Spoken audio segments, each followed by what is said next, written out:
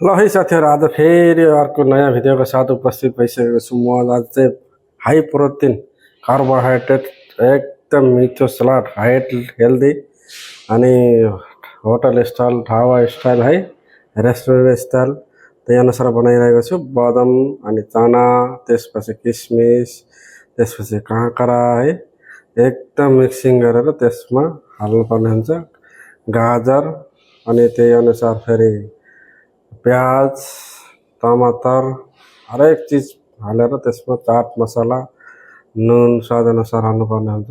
त्यही अनुसार सबै टमाटर सबै मिक्सिङ गरेर यसलाई मिक्स गर्नुपर्ने हुन्छ। राम्रोसँग मिक्स गरिसकेपछि यसलाई राम्रोसँग तपाईँले अलिकति कम्तीमा पनि 2-3 मिनट जति तपाईँले मिक्स गरिसक्नुभयो भने त्यसपछि बल्ल यसलाई स्वाद आउँछ साथीहरू।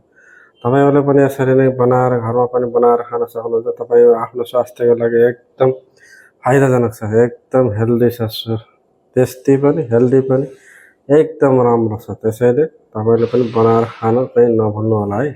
यसरी नै बनाउनुहोस्। यो भिडियो कहाँ कहाँबाट हेर्दै हुनुहुन्छ तपाईँहरूले, यो भिडियो हेरिसकेपछि कस्तो लाग्छ प्रतिक्रिया जनाउन नभुल्नु होला है। त्यसै गरी तपाईँले च्यानलमा नयाँ हुनुहुन्छ भने तपाईँ च्यानललाई सब्सक्राइब गरी लाइक, सेयर, कमेन्ट गर्न पनि तपाईँहरूले नबिर्सिनु होला।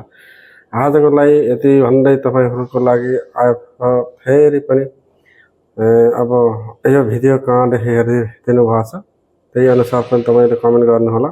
कुन देशबाट, कुन ठाउँबाट हेरिराख्नु भएको छ, एकदम राम्रोसँग तपाईँलाई कस्तो लाग्यो मेरो आवाज या मेरो एकदम बोल्ने शैली कस्तो लाग्यो त्यही अनुसार तपाईँलाई धन्यवाद।